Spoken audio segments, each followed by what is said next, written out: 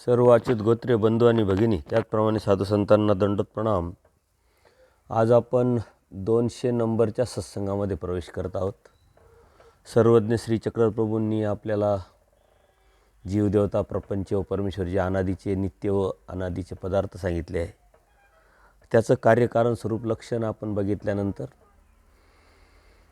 सूत्रपाठातून जे तत्त्व सांगितलेले आहे, जे निर्णयात्मक आपल्या पूर्वजांनी आपल्याला तत्त्व सांगितलेले आहे, त्याचं चिंतन केलं.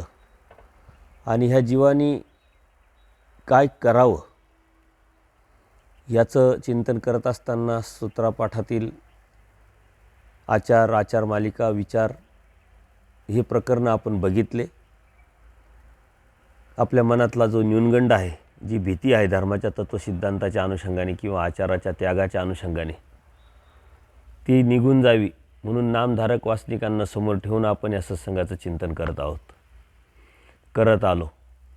आता विचार मालिकेमध्ये शेवटच्या चरणामध्ये आपण प्रवेश केलेला आहे आणि 200 सत्संगापर्यंत आपण पोहोचलेलो आहे. ही तुम्ही दिलेल्या उत्स्फूर्त प्रतिसादामुळं आपण इथपर्यंत पोहोचलो. अनेक सद्भक्त आता अभ्यास करायला लागले, सत्संग ऐकायला लागले, प्रतिक्रिया देतात. ही खूप मोठी जमेची बाजू आहे. कारण आपलं हित कशात आहे, आपलं आत्मकल्याण कशात आहे, ही सृष्टी का आणि कोणी निर्माण केली, परमेश्वराने का अवतार घेतला आणि त्या परमेश्वराने अवतार घेऊन आपल्याला नेमकं सांगितलं काय, ही उत्सुकतेपोटी, चिकित्सेपोटी आपण समजून घेणं अत्यंत गरजेचं आहे. ज्यावेळेस आपण हे समजून घेऊ, जाणून घेऊ, तेव्हा आपल्या जीवनाची किंमत आपल्याला कळेल. आपण कोण आहोत, होतो कुठं, आलो कशासाठी आणि काय केल्याने आपल्याला काय मिळणार आहे आणि त्या मिळवण्यातून आपला फायदा काय, न मिळवण्यातून आपला तोटा काय, हे समजणं हे आपल्या जीवनाचं मूळ कर्तव्य आहे, मूळ हेतू आहे. परंतु हे न समजल्यामुळं आपण ते न करण्यापेक्षा बाकीचे बऱ्याच गोष्टी करत राहतो आणि आपलं जीवन जे आहे हे मूल्य न समजल्यामुळं आपलं वाया जातं. अनंत जन्म गेले, अनंत सृष्ट्या गेल्या. परंतु जीवाला स्वतःचं हित समजणं हे अत्यंत दुर्मिळ आहे आणि म्हणून परमेश्वराने अत्यंत सोप्या, सरळ, साध्या तत्त्वज्ञानातून, अनेक दृष्टांतातून, अनंत लीळा करून हे जीवनाची कला, जीवन जगण्याची रीत आणि त्यातून आपलं आत्मकल्याण कसं करून घ्यावं हे सांगितलेलं आहे. वाडोवेळी फिरून अधिकारी जीवाला निमित्त करून आपल्यापर्यंत हे तत्त्वज्ञान पोचलं, परमेश्वराने पोचवलं. परंतु आपण त्या तत्त्वज्ञानापर्यंत किती पोचलो आहे यावरती सर्वस्वी आपल्या जीवनाचं हित ठरलेलं असतं. कारण आपण अभ्यास करतो, अभ्यास करत असताना घेतो, परंतु ते ज्या पद्धतीने घ्यायला पाहिजे ते आपण न समजून घेतल्यामुळं आपल्या हृदयात ते उतरत नाही. यासाठी सर्वज्ञ श्री चक्रवर्तींनी सुंदर असा एक दृष्टांत सांगितलेला. एक मांत्रिक असतो आणि तो मांत्रिक, त्याला काही जादूटोणा करण्यासाठी त्याला मनुष्याची कवटी हवी असते म्हणून तो स्मशानभूमीत जातो. स्मशानभूमीत अनेक कवट्या पडलेल्या असतात आणि त्या कवट्या आपल्याला सहजच वाटेल कवट्या आहे, सर्व सारख्याच आहे. परंतु त्यांनी त्याचीसुद्धा परीक्षा घेण्याचा प्रयत्न केला, परीक्षा घेतली आणि जे योग्य ते स्वीकारलं. एक कवटी घेतल्यानंतर त्यांनी त्या कवटीच्या एका कानातून काडी टाकली, ती काडी दुसऱ्या कानातून निघाली. ती कवटी त्यांनी टाकून दिली कारण त्याच्यासाठी ती निरुपयोगी होती. दुसरी कवटी घेतली, त्या कवटीच्या कानातून काडी टाकल्यानंतर ती तोंडातून निघाली. त्यांनी तीही कवटी टाकून दिली, ती निरुपयोगी त्याच्यासाठी ठरली. आणि मग तिसरी कवटी घेतल्यानंतर कानातून काडी टाकली, ती काडी मात्र कानातूनही निघाली नाही, तोंडातून निघाली नाही, ती आतमध्ये गेली म्हणजे हृदयात गेली आणि ती कवटी त्याच्या उपयोगी ठरली आणि त्यांनी ती घेतली, निवडली. सांगण्याचं तात्पर्य परमेश्वरांनी हेच सांगितलं आहे की आपण तत्त्वज्ञान घेऊन एका कानाने ऐकून दुसऱ्या कानाने सोडून देऊ नये. नुसतं ऐकून कोणाला तरी भकून सांगू नये, तर ते हृदयात उतरलं पाहिजे. त्या हृदयातून उतरून आपण आपल्या आचारावर, तत्वावर, त्यागावर गेलो पाहिजे. आणि हे केलं तरच आपल्याला आपल्या आध्यात्मिक जीवनामध्ये वृद्धी करता येईल, वाढवता येईल. म्हणून परमेश्वराने घेईजे घोकीजे मग काळे करून उपयोगात आहे. घ्या त्याचं चिंतन करा. घोकणं म्हणजे चिंतन करणं. बऱ्याच लोकांना घोकणं म्हणजे एकच माहीत आहे, का गुरुमुखी घोक घेणं. तर घेईजे म्हणजे जरी कळत नसेल, समजत नसेल, तरी ऐकत राहावं, श्रवण करावं. ती एक भक्तीच आहे. आणि ते ऐकून घेऊन श्रवण करून त्याचं जर चिंतन केलं आपण, तर त्या चिंतनातून आपल्या हृदयात ते उतरतं. मग सत्व तत्व आपल्या हृदयात राहिल्यानंतर कधीतरी ते आपल्या जीवनामध्ये जीवन जगत असताना आध्यात्मिक फायद्यासाठी, परमेश्वराच्या प्राप्तीसाठी त्याचा आपल्याला नक्कीच उपयोग होईल. आणि आपल्या जीवनामध्ये असं काहीतरी होतं, काहीतरी गोष्ट ऐकलेली असते किंवा वाचलेली असते, ती कालानुक्रमे आपल्या कामामध्ये आपण विसरूनही जातो. परंतु परत वर्ष 2 वर्षानंतर कुठंतरी कोणाच्या तरी निमित्ताने ती ऐकायला भेटल्यानंतर आपल्याला असं वाटतं का अरे ही ऐकलेली आहे, आणि मग त्याला उजळता भेटते, उजळणी होते. तशीच आपल्या जीवनाचे जे मलिनत्व आलेलं आहे आपल्या जीवनामध्ये, त्याची उजळता होण्यासाठी आपण सत्संग ऐकणं, अभ्यास करणं, चिंतन करणं, हे परमेश्वराने उपाय सांगितलेला आहे. आणि हे करत असताना आपण किती दिवस वाया जात आहे हे बी आपण समजलं पाहिजे. कारण हे अनमोल जीवन आहे. हे अनमोल जीवन आपल्याला अधिक अनमोल परमेश्वराने बोध देऊन केलेला आहे. जगामध्ये अनंत जीव आहे आणि हा अनंत जीव जगत असताना कशासाठी आपण जगतोय याचं कोणालाही भान नाही, तारतम्य नाही. आजचा दिवस उद्यावर ढकलायचा, उद्याचा दिवस परवावर ढकलायचा, असं आपलं जीवन चालू आहे. परंतु बोध झालेल्या जीवाने हा विचार केला पाहिजे की जीव, देवता, प्रपंच आणि परमेश्वर याचं कार्यकारण स्वरूप लक्षण आपल्याला परमेश्वराने सांगितलं आहे.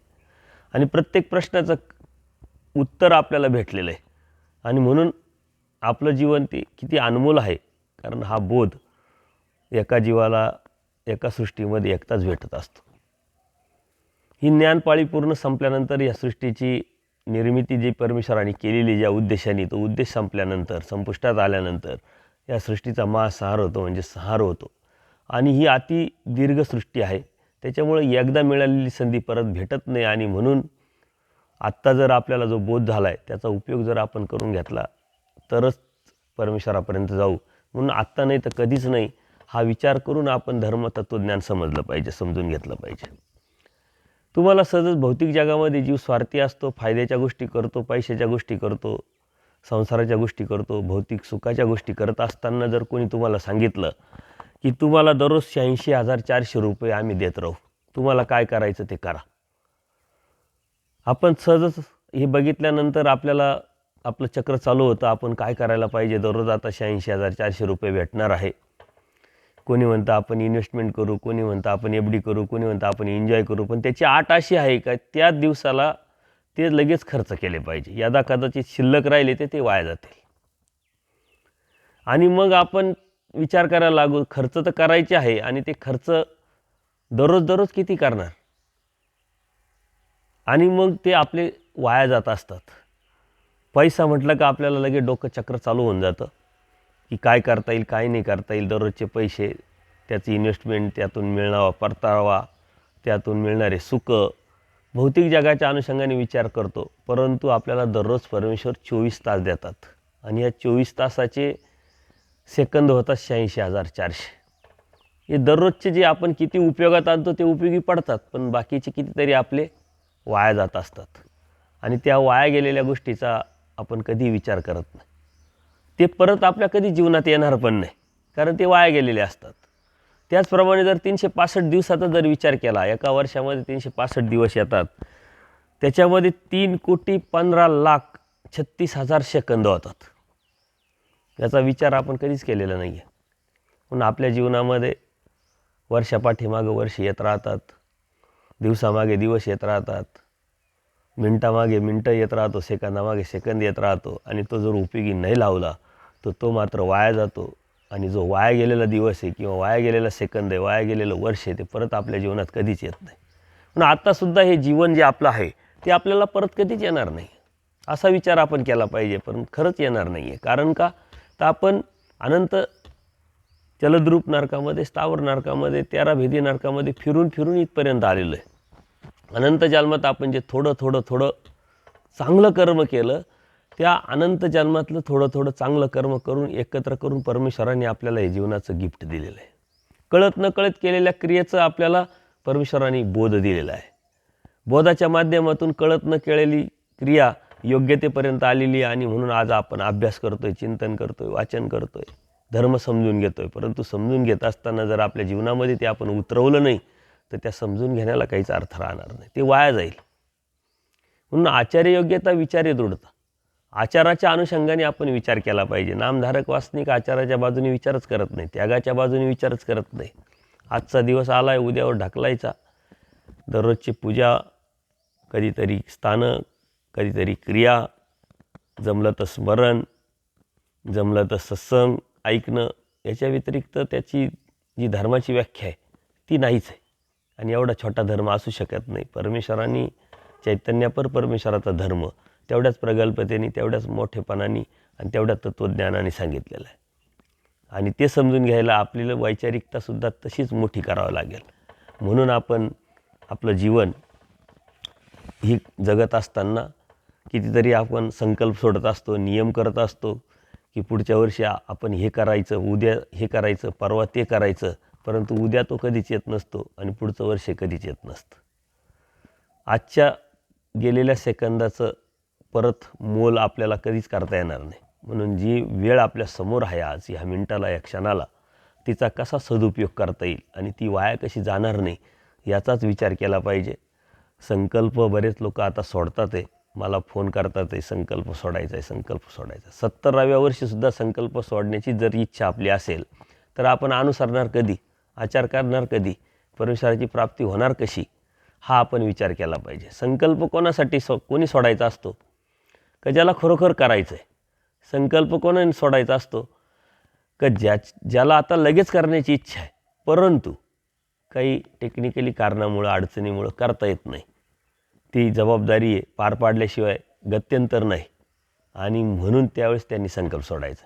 आता सर्वच जबाबदाऱ्या संपल्या आहे, काहीच राहिलेले नाही आहे आणि तरी आपण संकल्पाच्याच जर इच्छा व्यक्त करत असेल, वास्तविक करत असेल तर वाया गेलेले क्षण आपल्याला कधी मिळणार नाही आणि आत्ताही ते मिळणार नाही.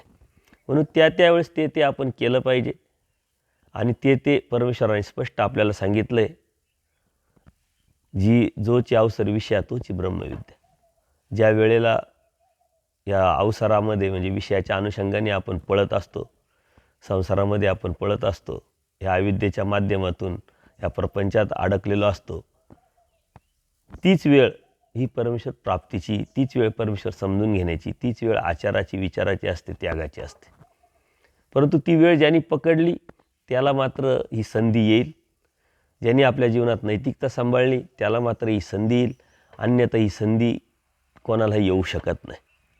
परमेश्वर प्राप्ती ही परमेश्वराकडूनच भेटत असते, परंतु त्यालाही अटी शर्ती आहे आणि ह्या अटी शर्ती आपण पूर्ण केल्या तरच ते गिफ्ट परमेश्वर आपल्याला देत असतात. म्हणून वेळ न दवडणं ही मिळालेली आपल्याला सर्वात मोठी संधी आहे आणि त्या संधीचा आपण कसा सदुपयोग करतोय, कसा वापर करतोय त्यावरती सर्वस्व अवलंबून आहे. आपण विचारमालिकेचे काही सूत्र बघतोय. शेवटच्या चरणामध्ये 1-2 सत्संगामध्ये विचारमालिका आपले हे जे आहे हे संपेल. देवतेच्या अनुषंगाने परमेश्वराने अत्यंत खोलवर असं तत्त्वज्ञान सांगितलं आहे. देवता आहे, त्यांच्या विद्या आहे, त्यांची नावं आहे, त्यांची प्राप्ती आहे, त्या प्राप्तीचा काळ आहे. परत विद्यावंत आहे, त्या विद्यावंताचा सुखाचा काळ आहे, किती, केव्हा, कुठं, हे सर्व सांगत असताना आपल्याला हे जनरल नॉलेज म्हणून आपण घ्यायचं आहे. कारण हे आचाराच्या अनुषंगाने याचा आपल्याला काही उपयोग होणार नाही. परंतु आचार करत असताना हे सतत आपण जर डोक्यात ठेवलं तर परमेश्वराच्या समर्थवादावरची आपली जी निष्ठा ही वाढत राहणार आहे, ही कमी होणार नाही. कारण तिथून घरंगळलं तर आपण कुठं जाऊ याचा सतत विचार आपल्या मनात आला पाहिजे. एखादी व्यक्ती डोंगरावरती घोड्यावर बसून जात आहे, अत्यंत रस्ता छोटा आहे आणि त्यांनी जर त्या घोड्याला व्यवस्थित पकडलेलं नसेल, त्या रस्त्याकडे व्यवस्थित तो बघत नसेल आणि अत्यंत बॅलन्स ठेवून त्याची वाटचाल चालत नसेल आणि थोडीशी चुकीसुद्धा त्याला किती मोठ्या खड्ड्यात, खाईत घेऊन जाऊ शकते याची जाणीव जर त्याला नसेल तर त्याचं ते चालणं निष्फळ ठरेल. तसंच आपल्या जीवनाचं आहे. इंद्रियाच्या माध्यमातून खोल मोठी दरी आपल्यामध्येच आहे, आपल्याबरोबरच आहे. संबंधियांच्या माध्यमातून अत्यंत छोटा निमुळता रस्ता आपल्याबरोबरच आहे आणि त्यावरती आपण आरूढ होऊन जर आपल्याला साधनेच्या माध्यमातून परमेश्वरावर प्राप्त करायचं असेल तर अत्यंत बारीक लक्ष देऊन आपल्याला हे करावं लागेल. आणि त्याच्यासाठी देवता वर्ग परमेश्वराने अत्यंत मोठ्या प्रमाणात सांगितला आहे. आणि एवढा मोठा आपल्याला वाटत असतानाही परमेश्वर सांगतात की हिमालय पर्वता एवढी पाटी आणि मेरू पर्वता एवढा खडू केला तरी देवता निर्वच किंवा देवता प्रकरण संपू शकत नाही. तुम्हाला फक्त हे जे गरजेचे IMP आहे तेच आपल्याला सांगितलं आहे परमेश्वराने. आणि ते सुद्धा आपल्याला मोठं वाटतं, परंतु जनरल नॉलेज म्हणून हे आपण समजून घेतलं पाहिजे, जाणून घेतलं पाहिजे, जेणेकरून त्याच्याविषयी कधीच आपल्याला आकर्षकता निर्माण होणार नाही. संसारात त्रास असताना छोट्या छोट्या संकट, छोट्या छोट्या अडीअडचणी येतात. आणि या अडीअडचणीसुद्धा आपल्या ऋणाईच्या दृष्टांतातून 50%च आहेत.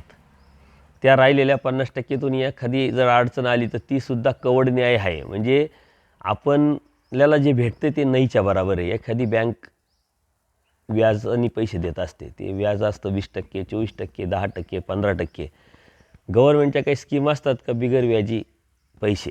जर बिगर व्याजी पैसे घेऊनही जर आपल्याला फेडता येत नसेल तर मात्र आपण तिथं जे कर्तृत्व आहे किंवा पुरुषार्थ आहे आपला काहीच दिसू शकत नाही. आणि परमेश्वराने ते सांगितलं पुरुष होऊनही असावे. हे आपल्याला बिगर व्याजी जे भोग आहे तो भेटलेला आहे.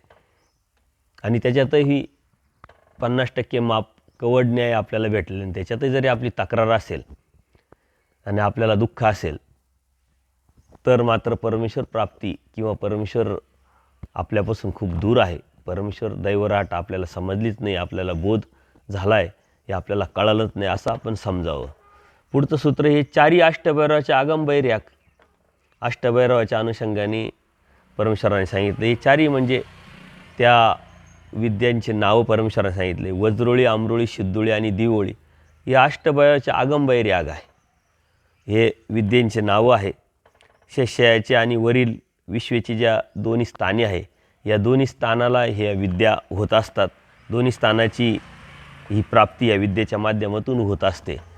हे कोणत्या देवतेच्या कोणत्या विद्या, त्याचे नावं काय, कोणती धार्मिकता केली म्हणजे कोणता विधी केला त्या देवतेचा तर त्याला ते प्राप्त होतं.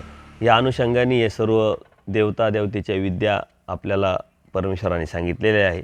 अष्टभैरवाच्या ठाई दिग देश काळ लोक नाही म्हटले तर अष्टभैरव जी देवता आहे त्याच्या ठिकाणी दिशा पूर्व पश्चिम दक्षिण उत्तर असं काही नसतं किंवा उपदिशा असं काही नसतं. प्रांत, नियम, काळ, ऋतू, उन्हाळा, पावसाळा, हिवाळा अशा संध्याकाळ, सकाळ, दुपार किंवा परिवार, स्त्री, पुरुष, प्रधान, पाईक असं काही नसतं. हे अष्टभैरवाचं एक वेगळं पण आहे आणि त्या अनुषंगाने परमेश्वरांनी हे आपल्याला सांगितलेलं आहे. कारण का तर तिथं सूर्योदयच नाही, सूर्योदयावरून दिशा ठरतात. त्यामुळं सूर्योदय होत नाही. का बरं होत नाही तर त्या सूर्योदय आहे या स्वर्गीच्या स्थानापर्यंतच आहे. त्याच्यावरच्या देवतेच्या देवतेला हे काही नसतं. आणि अष्टभैरवाचं स्पेशली सांगितले कारण स्वर्गाच्या वरती ही अष्टभैरव देवता आहे. शस्याखालील देवतांना ज्या आपापला प्रांत आहे असा देश भैरवस्थानी नाही आहे. प्रत्येक देवतेला प्रांत आहे. आपण देवतेच्या सत्संगामध्ये याचं अत्यंत खोलवर चिंतन केलेलं आहे. आणि कोणत्या देवतेचा कोणता प्रांत, त्याची स्वरूप मर्यादा, त्याचे कार्य आपण बघितलेलं आहे. तर हे अष्टभैरवाच्या बाबतीत मात्र वेगळं पण आहे. त्यांना कोणत्या प्रकारचा प्रांत नाही, दिशा नाही, ऋतू नाही, परिवार पण नाही कारण ते 8च आहे. त्यांचा परिवार नाही. इतर देवतेच्या ठिकाणी परिवार दिसतो. निम्म्या स्त्रिया पुरुष, स्त्री देवता, निम्म्या पुरुष देवता, त्यांचे दारवंटेकार वगैरे असे आपण बघितलेलं आहे. मात्र अष्टभैरवाच्या ठिकाणी ते काही नसतं. येतीची अशी स्वर्गीचा विखू उत्तम तो हावभावीची भोगीजे. आता हे आपण का स्पीडली घेतो आहे देवतेच्या अनुषंगाने एक जनरल नॉलेज म्हणून आपण समजून घ्यायचं आहे. ते आपल्या शिदोरी असलं पाहिजे की देवतेच्या ठिकाणी काही आहे काही नाही आहे. देवतेची भक्ती करून काही उपयोग नाही.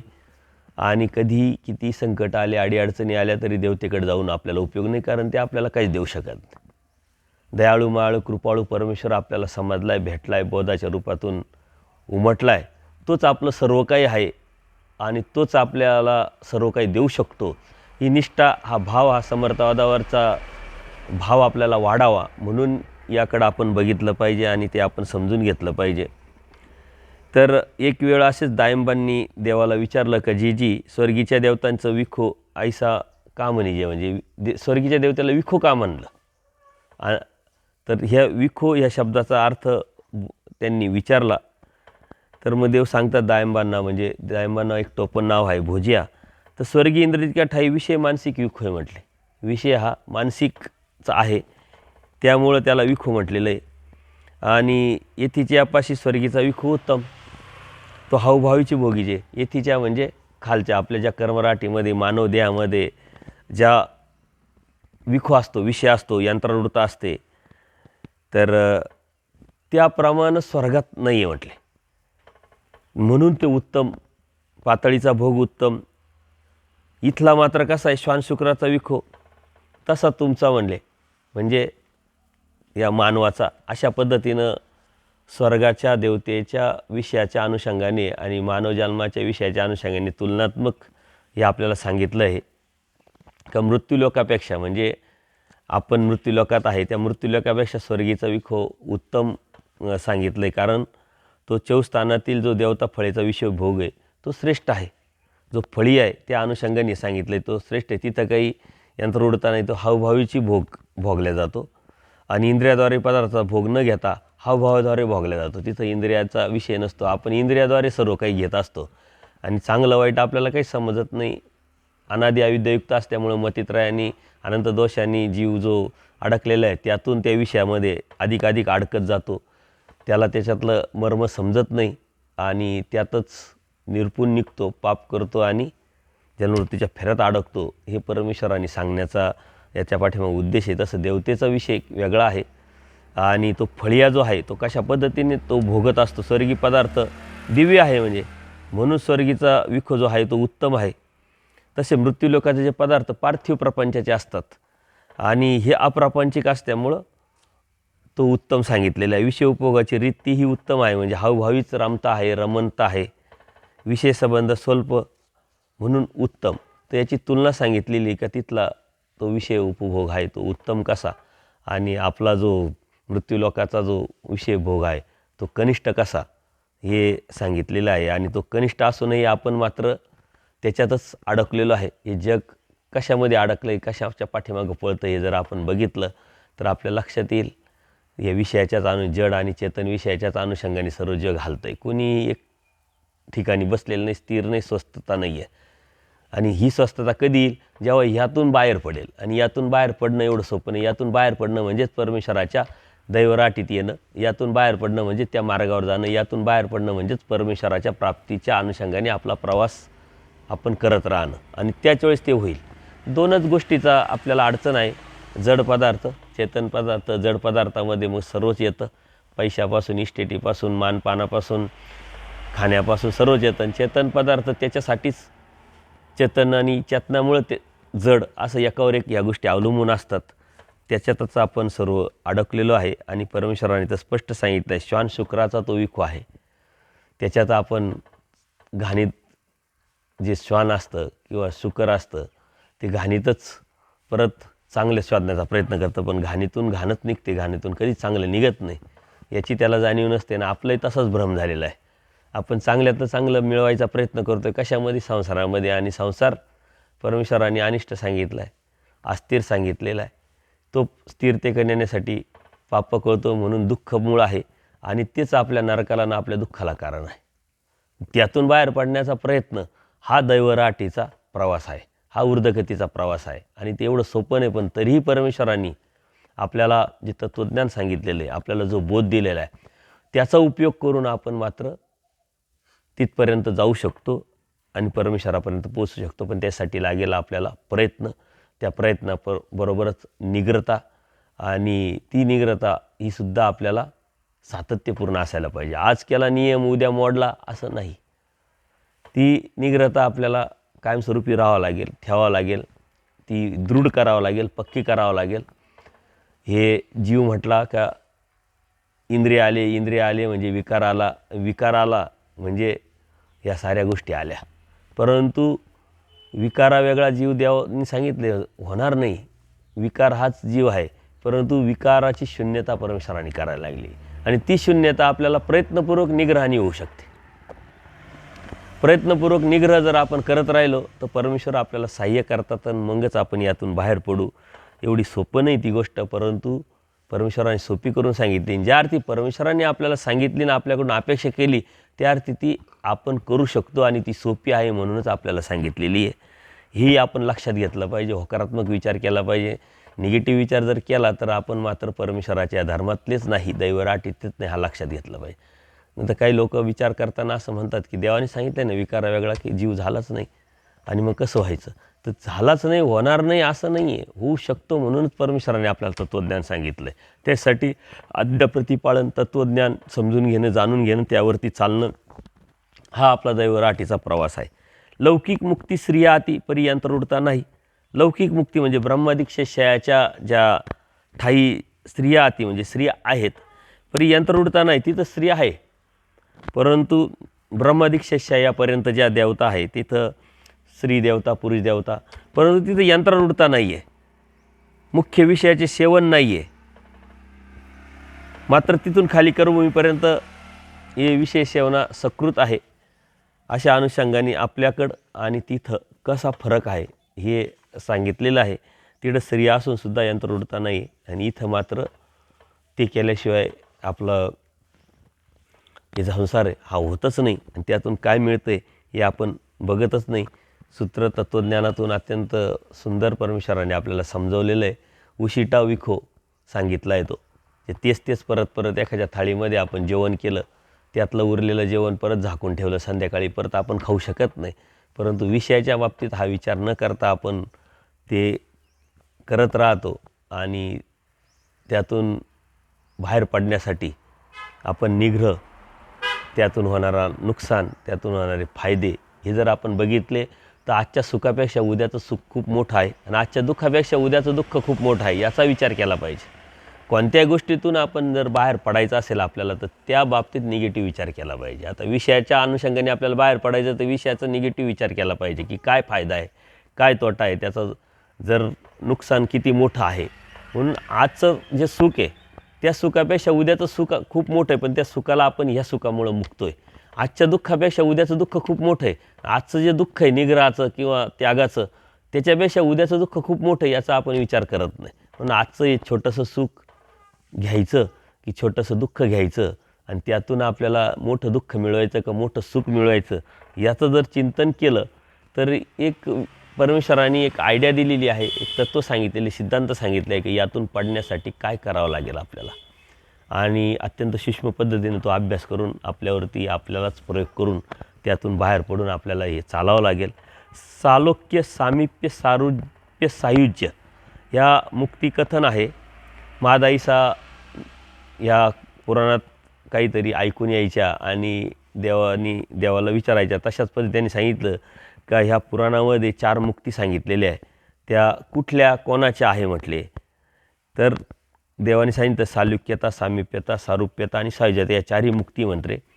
अंतराळापासून ज्या सेक्सया वेरीपर्यंत लौकिक मुक्ती स्त्रिया अतिपरी यंत्ररूढता नाही हे परमेश्वराने सांगितलं. याला 2 प्रकरणवश आहे.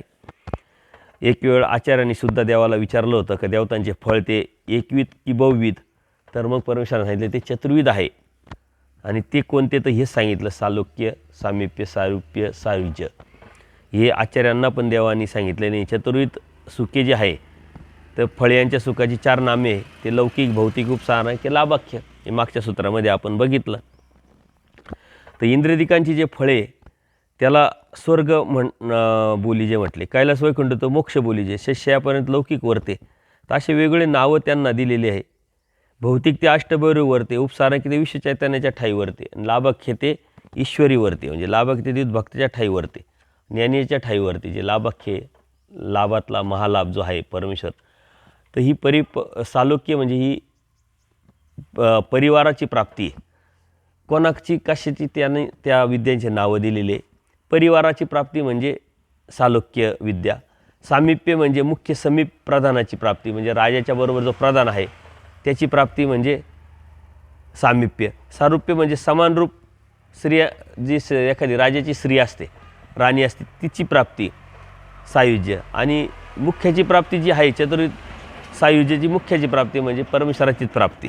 तर चतुर्विध प्राप्ती एका स्थानात किंवा चौस्थानात म्हणजे अंतराळ, स्वर्ग, ब्रह्म अधिक शेष या चौस्थानात जाणाव्यात, म्हणजे या अनुषंगाने या प्राप्त्या सांगितलेल्या आहे. तर कोणी कशी भक्ती केली त्याच्यानुसार, जसं कोणी किती पेपर सोडवला त्याच्यानुसार त्याला मार्क पडतात, तशा पद्धतीनं त्यांनी कशी भक्ती केली त्या भक्तीनुसार त्याला प्राप्ती होत असते. मग ती परिवारातली होईल किंवा प्रधानाची होईल किंवा स्त्रीची होईल किंवा मुख्य त्या देवतेची होईल, तर त्या अनुषंगाने त्याची प्राप्ती होत असते. तर त्याचे जे नावं आहे ते दिलेले आहे, त्या पद्धतीनं हे सांगितलेलं आहे. तर जसं परिवाराची प्राप्ती म्हणजे सालोक्य, राजाजवळ बसणारा प्रधान आहे त्याची प्राप्ती म्हणजे सामिप्य, आणि सभेमध्ये क्रमाक्रमाने बसणारे जे लोक असतात त्यांना सामिप्य प्राप्ती आहे. स्त्रीला अर्धांगिनी म्हटले म्हणून सारूप्य प्राप्ती, आणि राजाची मुख्य प्राप्ती त्याला सायुज्य प्राप्ती म्हणावे. तर त्या देवतेच्या अनुषंगाने त्या प्राप्त्या सांगितलेल्या आहे. इंद्रदिकांची फळे तो स्वर्ग बोलीचे, इंद्रदिकांच्या फळाला स्वर्ग म्हटलं जातं. कैलास वैकुंठ तो मोक्ष बोलीचे, जे चतुर्विध फळामध्ये जो हा मोक्ष आहे तो हा मोक्ष आहे. त्या पद्धतीनं इंद्रदिकांची फळे तो स्वर्ग, म्हणजे इंद्रदिकांची जी फळे भेटतात त्यांना स्वर्गफळ म्हणायचं. आणि इंद्रदिकांपासून खालील जे यक्षिणीपर्यंतचे जे देवता आहे त्यांना स्वर्ग म्हणतात. आणि कैलास वैकुंठ तो मोक्ष बोलीचे, कैलास वैकुंठात वरील जे चैतन्य फळापर्यंत सकळ देवतांच्या ज्या प्राप्ती आहे त्यांना मोक्ष म्हणावे. का म्हणावे, तर इंद्रदेवाच्या खाली फळ याला जो आहे तर मी पडेल, यातून निघेल, मी परजन्मवृत्तीच्या फेऱ्यात जाईल, याची अस्वस्थता किंवा दुःख त्याला सतत असतं, म्हणून त्याला स्वर्ग म्हटलं गेलेलं आहे. आणि मोक्ष का म्हटलं आहे, तर तो धाक नाही आहे, ती मुक्ती आपल्याला सारखी नाही, पण समग्र देवतांची प्राप्ती सारखी नाही, मुक्ती सारखी नाही, सर्व देवतांच्या प्राप्त्या सारख्या नाही, त्याच्या सुखाच्या ज्या प्राप्त्या आहेत त्या पण सारख्या नाही आहे. तर त्या अनुषंगाने सांगितलेलं आहे की कोणाला कसं, त्या कोणत्या फळ्याला कसा भाव असतो. तर स्वर्ग जे आहे, स्वर्ग, अंतराळ, अष्टमी आणि कर्मभूमी अशा 72 कोटी देवतेचे जे फळं आहे त्याला इंद्रदिका पदामध्ये येतात, त्याला स्वर्ग म्हटलं जातं. परत पाताळीचं आणि भोगभूमीची मनुष्य यांनाही स्वर्गच म्हटलं जातं. तर ब्रह्मादिक म्हणितल्या म्हणजे ब्रह्मा, विष्णू, महादेव म्हणजे 9 कोटी परिवारातील जे फळं आहे किंवा फळी आहे त्यांना मोक्ष म्हणावे. तर का म्हणावे, तर शस्याय ब्रह्मादिकावरील म्हणजे शस्या झालं, अष्टभैरव झालं, विश्व झालं, चैतन्य देवता झाली, याच्यामध्ये 2 प्रकार केलेले आहे, स्वर्ग आणि मोक्ष. तर या पद्धतीनं ते केलेलं हे 4 आणि ते 5, म्हणजे खालचे 5 आहे त्याला मोक्ष म्हटलं गेले, आणि वरचे 4 आहे त्याला वरच्या 4ला मोक्ष म्हटलं गेलं आणि खालच्या 5ला स्वर्ग म्हटलं गेलेलं आहे. तर मोक्ष या शब्दाचा त्यांनी व्याख्या केलेली आहे की मोक्ष म्हणजे पडेन या धाकापासून मुक्त, मोक्ष म्हणजे कायमस्वरूपी प्राप्ती, परत येणार नाही, येणे जाणं नाही, म्हणजे परमेश्वराचा जो मोक्ष आहे तो असा तसा खरा आहे, आणि तो त्याच्यासाठीच आपली धार्मिकता आहे. परमेश्वराने आपल्याला त्याच्यासाठीच बोध दिलेला आहे, त्याच्यासाठीच आपण दैवराटात आहे, आणि त्याच्यासाठीच परमेश्वराची भक्ती करत असतो, कारण ती नित्य आहे. जो मोक्ष आहे परमेश्वराचा नित्य मोक्ष, तो आपण त्याचा विचार केला पाहिजे, आणि त्याच अनुषंगाने आपली परमेश्वर प्राप्तीच्या अनुषंगानेच तोची व्हावा, तोची भेटावा, याच्यासाठीच आपली क्रिया, याच्यासाठीच आपली भक्ती, याच्यासाठीच आपलं ज्ञान, याच्यासाठीच आपला आचार असला पाहिजे. पण दृष्टपर असेल तर मग त्या देवतेपर्यंत पोचतं, आणि त्या अनुषंगाने ह्या विद्या होतात. ते विद्या फळ्याला सुख प्राप्त संपलं की परत पुण्य संपलं की आपण जन्मवृत्तीच्या फेऱ्यात येतो असतो, म्हणून त्याला मोक्ष म्हटल्या जात नाही. परंतु त्याचा काळ जास्त असल्यामुळं काही देवतेच्या फळांना मोक्ष म्हटलं जातं, परंतु च्युती हा दोष म्हणजे परत येण्याची तिथं दोष असतोच. लौकिक ते लौकिक वर्ते, भौतिक ते अष्टभैरवी वर्ते, उपसाराके ते विश्वचैतन्याच्या ठाईवरते, लाभाक्य ते ईश्वरी वर्ते, लाभाक्य ते द्वित, भक्ताच्या ठाईवरते, ज्ञानाच्या ठाईवरते. तर देवतेच्या आणि परमेश्वराच्या अनुषंगाने हे सांगितले. लौकिक म्हणजे यक्षिणीपासून शैशयापर्यंत लौकिक, जे सुख ते लौकिक वर्त ते म्हटले, यक्षिणीपासून शैशयापर्यंत म्हणजे कर्मभूमीच्या देवतेपासून शैशयापर्यंत. भौतिक ते अष्टभैरवी म्हणजे अष्टभैरवाच्या ठिकाणी भौतिक सुख वर्ततं, भूतासंबंध जे सुख आहे ते अष्टभैरवाच्या ठाई वर्तत असतं म्हटले. उपसाराक्य ते विश्वचैतन्याच्या ठाईवरते, आणि उपसाराक्य सुख जे स्थूळ व सूक्ष्म अशा दोन्ही प्रपंचात सार झालेला आहे अशा विश्वचैतन्याच्या ठाई वर्तत असतं. आणि लाभाख्य ईश्वरी वर्ते, म्हणजे लाभाख्य जे सुख ते ईश्वरी वर्ते, कायमस्वरूपी जे आहे. आणि त्याच्यातही द्विध आहे, म्हणजे ज्ञानी आणि प्रेम, दोघांनाही ते सुख प्राप्त होत असतं. नुसतं ज्ञानी यालाच नाही किंवा प्रेमी यालाच नाही असं नाही, तर भक्ताच्या ठाई पण आणि ज्ञानीयाच्या ठाई पण सुद्धा ते वर्तत असतं. तसं लौकिक भौतिक उपसारक लाभाख्य या वचन देवतेचे सुख सांगितले आहे. आणि प्रस्तुत वचनी म्हणजे या ठिकाणी फळियांचे सुख सांगितलेले. पाठीमागं जे आपण बघितलं तर ते देवतेचे सुख आणि याच्यामध्ये फळियाचे सुख, म्हणजे ज्या देवतेच्या सुखफळाला जे जीव गेले त्या फळियाला कोणत्या पद्धतीचं सुख आहे, कोणतं सुख आहे, त्या सुखांचे नावं हे सांगितलेले आहे का कोणत्या पद्धतीने कोणत्या देवतेकडून काय काय होणार आहे. तर साध्य साधनी सुखरूपता तो आंतर्याग बोली, ज्या आंतर्यागाची व्याख्या आहे साध्य साधनी सुखरूपता. जे विद्यामार्ग निरूपण करत असताना आचार्यांना परमेश्वराने तत्त्वज्ञान सांगितलेलं आहे की विद्यामार्ग जे आहे केतुकी आहे ते म्हणितले, म्हणजे कोणत्या कोणत्या याला म्हटलेलं आहे. आणि मग परमेश्वरांनी स्पष्ट सांगितलं वेद विद्या ज्ञान साधन धर्म या पाचाचे विद्यामार्ग म्हणजे म्हटले. त्यावरी आंतर्यागाचे कसे लक्षण, तर साध्य साधनी सुखरूपता या ते आंतर्याग बोली जे परमेश्वरांनी व्याख्या सांगितली. साध्य साधनी म्हणजे संचारी सुख तो आंतर्याग, संचारी सुख आतलं जे सुख आहे त्याला आंतर्याग म्हटलं. आंतर्याग आणि बहिर्याग असे दोनच भक्ती आहे, बाह्य आणि आत. तर हे आंतर्याग आहे. वेदादी वेद विद्या ज्ञान साधन धर्म हे विद्यासंचारी जे 5 कार्य आहे त्याला आंतर्याग म्हणतात. ते आंतर्यागाने वर्ततात आणि ते सुखरूप सांगितलेलं आहे. साधी मात्र संचारी सुख ते असतेच, त्यामुळं आतमध्ये तर ते सुख असतंच, त्यामुळे त्याचा विचार आपण सुखाच्या अनुषंगाने देवतेच्या अनुषंगानेच आपण केला पाहिजे. हे समजणं थोडंसं अवघड आहे, परंतु हे जनरल नॉलेज म्हणूनच आपण घेतो आहे. तर आपण आपल्या वहीमध्ये नोट करून ठेवायचं का कोणत्या देवतेचे काय, कधीतरी केव्हा तरी आपल्याला ते जर बघितलं त्याच्यावर नजर जरी फिरली तरी आपण त्या अनुषंगाने घेतो. परंतु त्याच्याही पुढं जाऊन आपल्याला परमेश्वर प्राप्तीच्या अनुषंगाने आपला हा जीवन प्रवास चालू झालेला आहे. ते एकदा जनरल नॉलेज म्हणून जर घेतलं तर बस, बाकी त्याच्यावरती परत परत त्याची डोकं लावायचं कारण नाही. आपण सर्वात जास्त विचार करायचा जीवाच्या दोषाचा, आणि त्या दोषात गुणांमध्ये कधी आपल्याला परावर्तन करता येईल त्याचा, आणि परमेश्वराने सांगितलेल्या आचाराचा, तत्त्वाचा, सिद्धांताचा. त्या आचाराच्या अनुषंगाने आपल्यामध्ये किती आपल्याला ते प्राप्त करता येईल, किती त्यावरती आपल्याला लक्ष देता येईल, त्यावरती आपल्याला कसं चालता येईल आणि ते सातत्यपूर्ण आपल्याला कसं टिकावता येईल, याचा जर आपण विचार केला तर या तत्त्वज्ञानाचा खूप जास्त विचार करण्याची गरज नाही. कारण 50%च्या वरती तत्त्वज्ञान परमेश्वराने आपल्याला जीव देवता आणि प्रपंच यावरती जनरल नॉलेज म्हणून सांगितलेलं. परंतु ते माहिती असल्याशिवाय, त्याची व्यावृत्ती झाल्याशिवाय परमेश्वराची ही आपल्याला ओळख होऊ शकत नाही, आणि त्यापर्यंत गेल्याशिवाय परमेश्वराची किंमत पण, ती वस्तू काय हे पण आपल्याला समजत नाही. चतुप्रकारे वेद संचरती. पैठणला गणपतमडी अवस्थान असताना श्रीकृष्ण बळीभद्री वेदू निरूपण. तर महादाईशी प्रश्न विचारता बळीभद्र तेही दुरुनी विद्या का न देती म्हटले. तर देव म्हणतात बाई दृक स्पर्श आळपो अंतकरण अशा विद्या दिल्या जातात, या 4 प्रकारे दिल्या जातात. तसे ढोरेझोरी अवस्थान असताना सुद्धा परमेश्वराने तत्त्वज्ञान सांगितले आहे. भोज्याला म्हणजेच दायंबाला.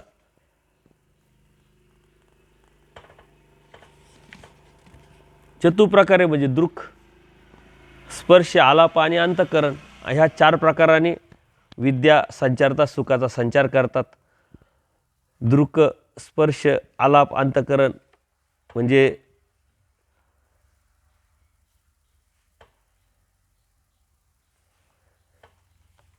दृक म्हणजे बघणे, स्पर्श, आलाप आणि अंतकरण म्हणजे आतून बोलून स्पर्शाने ह्या देवतेच्या विद्या दिल्या जातात.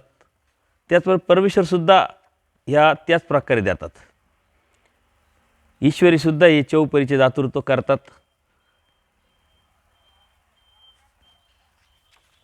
दृष्टीद्वारे, स्पर्शाद्वारे, अंतकरणाद्वारे आणि बोलण्याद्वारे म्हणजे निरूपणाद्वारे.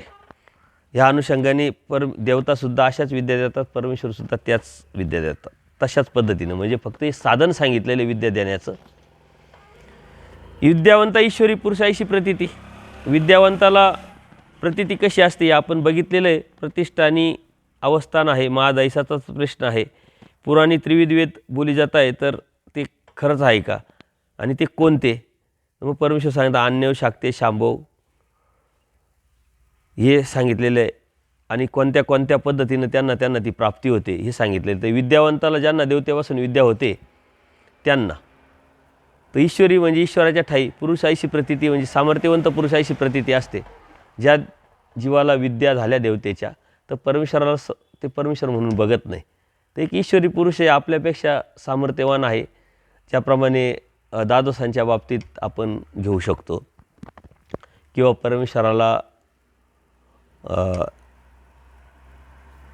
जे आदंडीनाथ जे आहे उदळीनाथ त्यांनी जी विद्या दिली होती त्या बाबतीत म्हणू शकतो. कारण ते सामर्थ्यवान पुरुष आहे, हे घेत नाही, हे त्यांना माहीत नसतं, पण नंतर लक्षात आलं की आपल्यापेक्षा सामर्थ्यवान आहे. तर या ईश्वरी म्हणजे ईश्वराच्या ठाई पुरुषाची प्रतीती म्हणजे सामर्थ्यवंत पुरुष आहे अशीच प्रतीती असते. ज्यांना ईश्वरापासून विद्या होते त्यांना ईश्वरी गुरुप्रतीतीप्रमाणे सामर्थ्यवंत पुरुष अशी प्रतीती असते. तर परमेश्वराकडून एखाद्या देवतेची विद्या जीवाला झाली आणि परमेश्वराकडूनच देवतेच्या विद्या बऱ्याचशा होतात, तर त्याला त्या जीवाच्या ठिकाणी परमेश्वराच्या ठिकाणी त्या जीवाची कशी प्रतीती असते? तर हे माझे गुरु आहे आणि हे सामर्थ्यवंत पुरुष आहे अशी प्रतीती असते. आणि विद्यावंताची प्रतीती कशी असते? ईश्वरी पुरुष आहे, सामर्थ्यवंत पुरुष आहे अशी प्रतीती असते. पण जसं परमेश्वर द्वादशांना म्हणत होते की इथं एक ब्रह्मविद्या आहे ती पुसा, त्यांनी कधीच ती घेतली नाही. ते म्हटले आम्हाला विद्यामार्गच द्या, फक्त हे माझ्यापेक्षा श्रेष्ठ आहे, हे विद्या देऊ शकतात, हीच प्रतीती बोध त्यांना होऊ शकत नव्हता किंवा झाला नाही.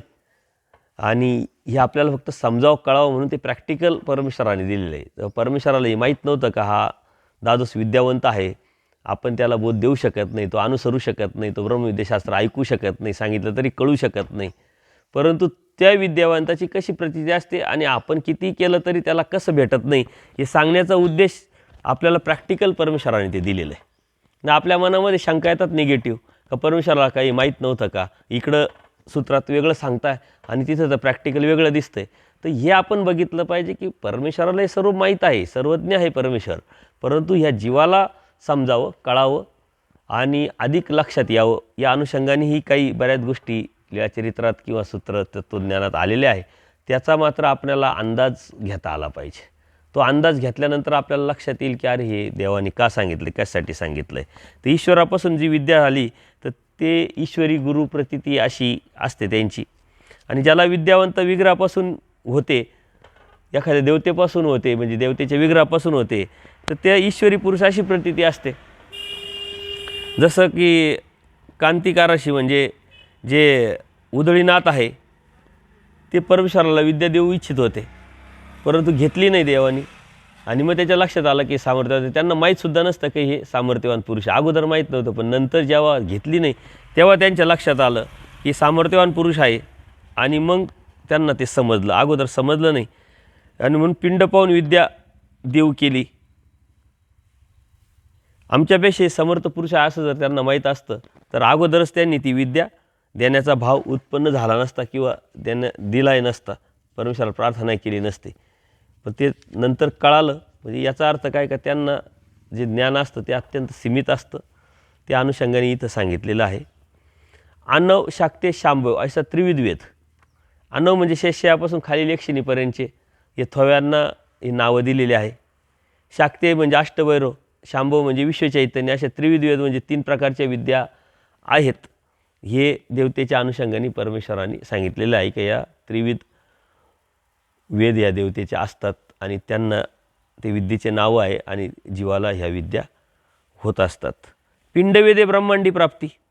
त्रिविध वेद निरूपण महादाईसाला परमेश्वराने सांगत असताना इथं तत्त्वज्ञान सांगितलेलं आहे की पिंडी वेदे म्हणजे विद्या संचारामुळे पिंडास्थेच्या ठाई जे प्रकाशा म्हणजे ठाई अविविचारी आवडीचा संचार होऊन ब्रह्मांडी प्राप्ती, ब्रह्मांड देवतेची प्राप्ती होते. ते जे विद्यावंताला आपली जी पिंडास्था आहे त्या देवतेची पिंडास्था आहे ती प्रकाशली का तो तिलाच ईश्वर समजून भजन पूजन करतो आणि त्याच याच्यामध्ये अविविचारी आवडीचा संचार होतो. तो आता मात्र कुठंच कशातच रस घेत नाही, बघत नाही, पाहत नाही, कोणाकडून घेण्याचा अभिलाषा ठेवत नाही. कारण का आता अविचारी आवडीचा संचार त्याला झालेला आहे त्या माध्यमातून, आणि त्याच्यामुळे त्या ब्रह्मांडस्थ देवतेची त्याला प्राप्ती होते आणि तो फळ्या तिथंच आपले सुख उपभोगत असतो. आदंडी अन्वीची प्रथम करणीची रेगवणी जाणे. तर जे महादाईसांनी देवाला विचारलं, आदंडी कवनी विद्या म्हणजे आदंडीनाथ जो आहे तो कोणती विद्या जाणत होता. तर आदंडी अन्वीच्या प्रथम करणीचा रेगावा जाणते म्हटले. वज्रोळीचे मग गोरक्षीने अमर ओळी लाविले, नाव विरूपाक्ष मग आदंडीनाथ दंडीनाथ झाले. आता ती एक पुराणातली कथा आहे. आदंडीनाथ गोरक्षनाथ त्यांची ती पैद लागली, ते भिक्षाला जात त्यांच्या त्या झोळ्यावरतून जात होत्या. तर ही खूप मोठी कथा आहे. ती कथा या अनुषंगाने आलेली आहे. आदंडीनाथाचं जे आहे तर आगमिक वज्रोळीचा बैर्याग्या तो होता, त्याला ती विद्या होती अन्वीची. आणि अन्वातील प्रथम करणीची म्हणजे अन्वीच्या ही मुख्य जी देवता आहे इंद्राच्या आत्मशस्याच्या विद्येची रिगवणी म्हणजे संचारता काळ जाणे म्हणजे त्याला ती विद्या होती. हे जनरल नॉलेज. आदंडीनाथाला कोणती विद्या होती, काय होती. आता आदंडीनाथाला बी परमेश्वर म्हणून, ईश्वर पुरुष म्हणून अनेक लोक आजही भासतात, तेव्हाही भजत होते. परंतु आपल्याला मात्र याचं आकर्षणच निर्माण होणार नाही. आजही कितीतरी अन्य साधूंची भक्तिपूजा लोक करतात, अगदी परमेश्वर म्हणून करतात. परमेश्वराने तर कलियुगी विद्या न वर्त त्या स्पष्ट सांगितले, परंतु हातचालाखीच्या माध्यमातून हे लोक थोडेसे मनी मंत्र जाणतात आणि त्यातून काही चमत्कार करतात, तर त्याला हे ईश्वर पुरुष म्हणून भासतात. पण आपण मात्र त्यातून वाचलेलो आहे आणि वाचत राहणार आहे. हे तत्त्वज्ञान आपण जर समजून घेतलं तर कोणाविषयी आपल्याला काही आकर्षण निर्माण होणार नाही. आणि म्हणून हे समजून जर घेतलं तर परमेश्वराची जी भक्ती आपली अविवेचरी आपण अनन्य भावे 100% सातत्यपूर्ण शेवटपर्यंत करू शकतो का, तर हे आपल्याला सर्व याची परमेश्वरांनी तत्त्वज्ञानाच्या माध्यमातून जाणीव करून दिलेली आहे. आणि इथून मागे आता हे गोरक्षनाथ झालं, आदंडीनाथ झालं, मच्छिंद्रनाथ झालं, कितीतरी नावं घेता येत का त्यांचे लोक आजही भक्ती करतात. त्यांचे मंदिर आहे आणि ते मंदिरं त्याच्यात कितीतरी गर्दी दिसते आपल्याला. त्या संख्येत जर आपण बघितलं तर इकडं अत्यंत कमी सद्भक्त आहे आणि ती खंत अनेक लोकांना आहे. ती तक्रार किंवा खंत व्यक्त करत असतात लोक सद्भक्त. परंतु सोनाराच्या दुकानामध्ये गर्दी कमीच असते, कारण ते कुणी घेऊ शकत नाही. जनरल विषयच नाही येतो. जनरल स्टोअर्समध्ये सर्व भेटतं पण सोनं भेटत नाही. तसं जनरल ठिकाणी गर्दीच असते. किराणाच्या ठिकाणी या भाजीपाल्याच्या ठिकाणी या गर्दीच गर्दी. परंतु सोनाराचं दुकान असेल, काही हिरे माणिक मोत्याचं दुकान असेल, ते अनमौलिक असतं, त्याच्यामुळं तिथं गर्दी कमी असते. तसं परमेश्वराचं हे तत्त्वज्ञान आहे, इथं गर्दी तुम्हाला कमी दिसणार आहे. कारण हे एका हजारातून एक आलेलं आहे आणि हे 999 एकत्र केल्यानंतर एक जर बाहेर आलेलं आहे तर ती गर्दी तिकडे जास्त दिसणार आहे. आणि 1,000 झाले तर ते 999 गुणिले 1000 करा, ती किती संख्या आहे. तर ती इकडच्या तिकडच्या मंदिरांमध्ये ती दिसणारच आहे. त्या गर्दीला आपण कोणत्या प्रकारचा आपल्यावर प्रभावच नाही पडला पाहिजे आणि आपण त्या अनुषंगाने विकल्प केला नाही पाहिजे का इकडे एवढी गर्दी आहे तेवढी गर्दी आहे, त्या देवतेच्या अनुषंगाने एवढं असं चालतं तसंच चालतं, आपल्याकडं असं नाही आहे. तर आपल्याकडं तत्त्वज्ञानातून जर आपण जाणून घेतलं तर याविषयी मात्र आपल्या मनामध्ये कोणत्या प्रकारच्या शंका हे ते राहणार नाही, राहू शकत नाही. चक्षुवेदे सूर्याची प्राप्ती. आता प्रत्येक ठिकाणी चक्षुवेदे म्हणजे सूर्यदेवतेची पिंडस्थ आहे. त्या चक्षु प्रत्येक ठिकाणी अधिष्ठान असतं. चक्षु अधिष्ठान देवता, अंतकरण अधिष्ठान देवता, मन अधिष्ठान देवता ज्या आहे. तर चक्षुवेदे म्हणजे चक्षुची जे डोळ्याची जी आहे तर तिथं सूर्यदेवतेची पिंडस्थ आहे. तिच्या ठाई वेधल्याने सूर्याची प्राप्ती म्हणजे सूर्यब्रह्मंडस्थेची प्राप्ती होत असते. त्या पिंडस्थेला चक्षु म्हटलेलं आणि चक्षुच्या पिंडस्थेला सूर्याची पिंडस्थ आहे. हे आपल्याला परमेश्वराने सांगितलेलं आहे. आणि सूर्य देवतेची पिंडस्था ही डोळ्याच्या ठिकाणी असते आणि जर ते आपण वेद निर्माण झाला, आवडी निर्माण झाली, ती प्रकाशली तर सूर्यदेवतेची प्राप्ती त्या जीवाला होत असते. जेतुल जेतुले परप्रकाशे तेतुल तेतुले आवर प्रकाशे. आता हे जे आहे बेलोपुरी आदित्य अवस्थान आहे. दायंबा निमित्त निरूपण व्यक्ती निमित्त निरूपण करत असताना देवाने सांगितलेलं आहे का प्रेम अपरोक्षाची दृष्टी वाचूनी नाही, परमेश्वर अव्यक्तोनी स्वयं विद्या स्वीकारती तरी अव्यक्ती निमित्त असे जी दृष्टी कार्य असे. हे कसं देवाला विचारायचं. देव म्हणतात सर्व शक्तियुक्त परमेश्वर आवरीचे सादृश्य परी आती म्हणजे सादृश्य आवरी आती जेतुल जेतुल परप्रकाश तेतुल तेतुल आवर प्रकाशे. परमेश्वर जसा कळेल म्हणजे काय, परप्रकाश म्हणजे जसजशी उच्च देवतेची विद्या होते तेथील आवर प्रकाश तसतसे खालील सकळ मळपिंडस्थांचा प्रकाश होत असतो. जसजसं वरच्या देवतेची विद्या होईल तसतसं खालच्या देवतेच्या भी या मळ आहे त्यांचा पिंडस्थांचा प्रकाश होत असतो. पर म्हणजे उच्च, वरच्या देवतेचं प्रकाशलं तर खालच्या देवतेचं सुद्धा प्रकाशच असतं, कारण वरच्या देवतेचा खालच्या देवतेवरती हे अधिष्ठान असल्यामुळं आपल्याला तसं जाणतं. जसं आपण वरती जाऊ तसं खालचं आपल्याला दिसत असतं. त्या पद्धतीनं जेतुले जेतुले परप्रकाश आहे तेतुले आवर प्रकाश आहे. जितकं जितकं वरती विद्या भेटली, विद्येची वरच्या देवतेच्या विद्या होईल तसतशा खालच्या देवतेच्या पिंडस्था आपल्याला प्रकाशत असतात, प्रकाशतील त्या जीवाला. शांभी शुद्ध वेदवंती ब्रह्मा विष्णू महादेव शस्यया या चौघाच्या चारी विद्या शांकरी ब्रह्मेयाची, शांभी महादेवाची, शुद्ध विष्णूची, वेदवंती शस्ययाची विद्यानामे निरूपण करत असताना आचार्यांना देवाने सांगितले, आचार्यांनी विचार विद्यांची नावे कोणते आणि कोणत्या कोणत्या देवतेची त्या त्या विद्या आहे. हे परमेश्वरांनी या सूत्रातून स्पष्ट सांगितलेलं आहे की शांकरी ही जी आहे ही शांभी शुद्ध वेदवंती ही विद्यांची नावे आहेत म्हटले. तर ब्रह्मा विष्णू महादेव शस्य या चौघांच्या चार विद्या आहेत या अनुक्रमे जर घेतल्या तर. तसे शांकरी ब्रह्मेयाची, शांकरी विद्या ही ब्रह्मदेवाची आहे, शांभी महादेवाची आहे, शुद्ध विष्णूची आहे आणि वेदवंती शस्याची म्हणजे वेदवंती ही विद्या शस्याची आहे. तर त्यांच्या विद्यांची ती नावं आहे. त्या त्या देवतेच्या कोणत्या कोणत्या विद्यां त्यांचे नावं काय. अशेष पिंड वेदे विश्वची प्राप्ती.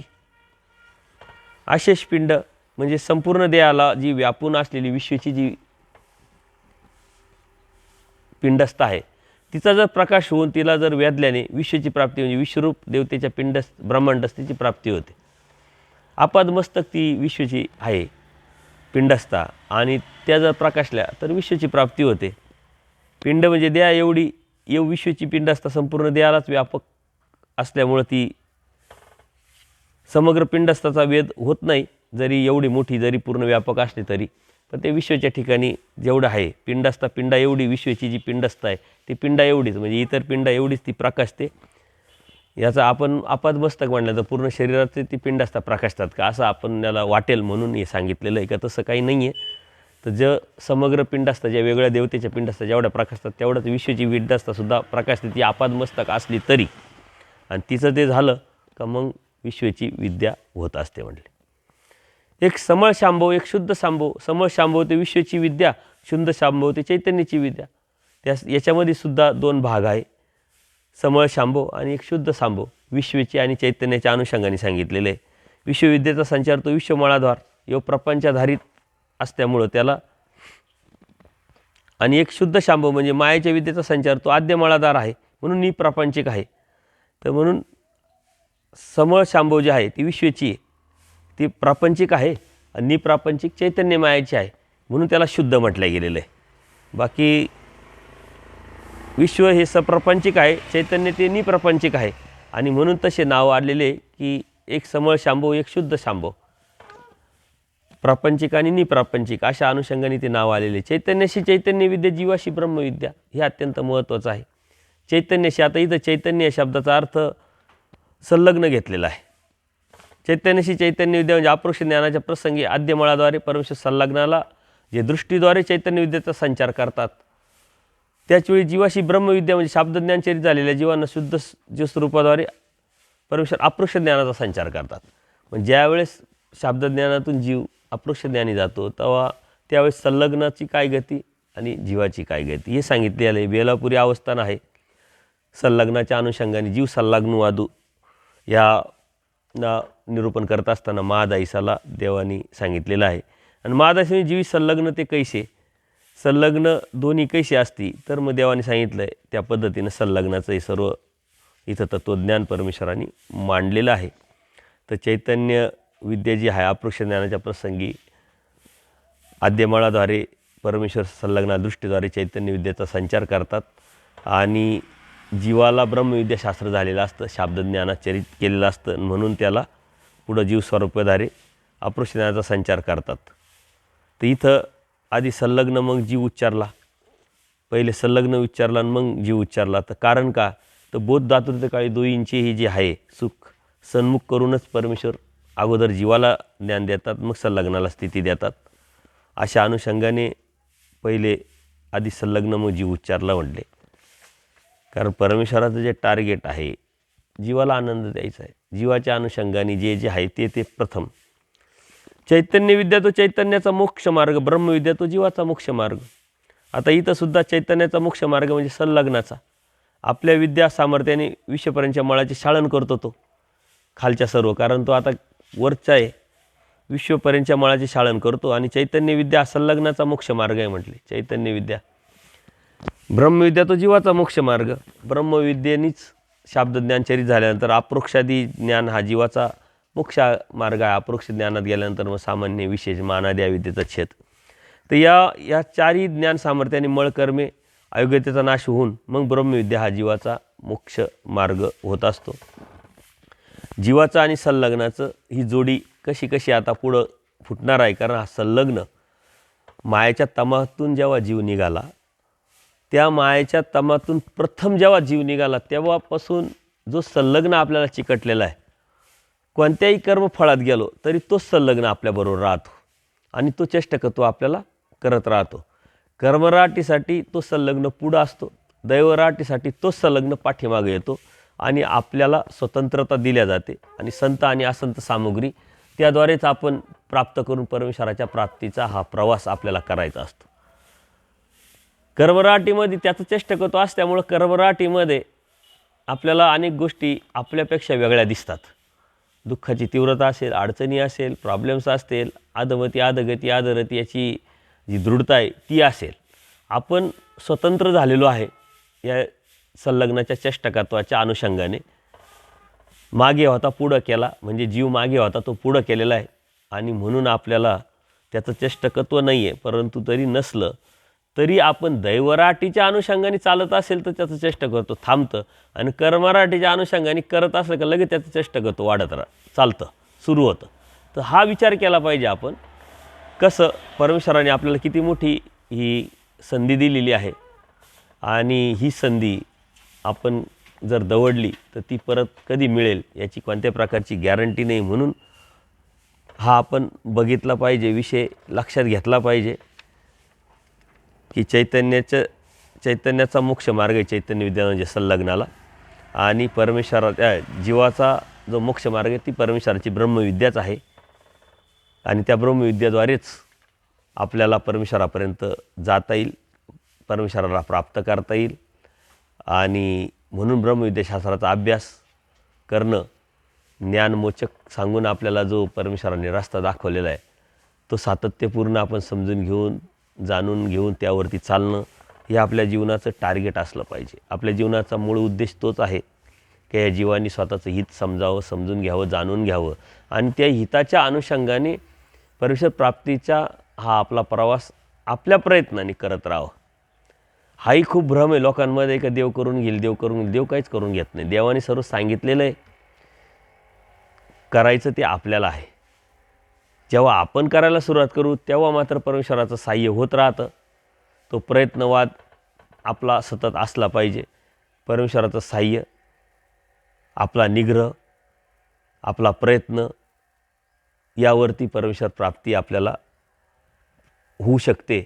आणि या भ्रमातून आपण प्रथम बाहेर पडलो पाहिजे का आपल्यालाच करायचं आहे, परमेश्वर करून घेणार आहे असं नव्हे. परंतु अयोग्य जीवाला परमेश्वर योग्य करतात, परमेश्वरच प्राप्तीला नेतात, परमेश्वरच जाणीव करून देतात. परंतु जे कर्तृत्व आहे, पुरुषार्थ आहे तो मात्र आपल्यालाच करावा लागणार आहे.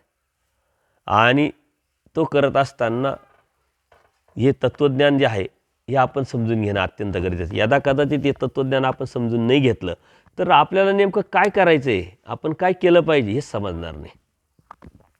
आपलं जीवन दिशाहीन होईल, द्विधा मनस्थितीत राहील, संभ्रमावस्थेत होईल.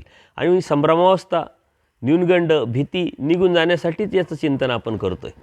आपली दिशा ठरली पाहिजे, आपलं टार्गेट, आपला उद्देश हे ठरलं पाहिजे. आणि ते ठरल्यानंतर आपल्या नजरेच्या दृष्टी आड न जाण्यासाठी सतत या चिंतनात आपण असलं पाहिजे. त्या चिंतनातून क्रियेवरती गेलं पाहिजे, विधीवरती गेलं पाहिजे. परमेश्वराच्या प्राप्तीच्या अनुषंगाने आपलं आणि देवाचं अंतर कसं कमी होईल यासाठी आपल्याला त्याग आणि आचाराच्या बाजूने आपण झुकलं पाहिजे, तरच ते होईल. आचाराचा हा जो विषय आहे तो अत्यंत महत्त्वाचा आहे आणि तो नामधारक वासनिकांनी समजून घ्यावा.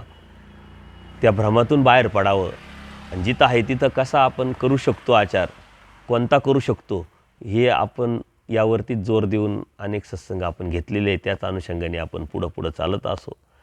आपल्या मनामध्ये काही शंका असतील, काही प्रतिक्रिया असतील, त्या नक्की कळवा. त्यावरती आपण नक्की चिंतन करू. दंडवत प्रणाम, दंडवत प्रणाम, दंडवत प्रणाम.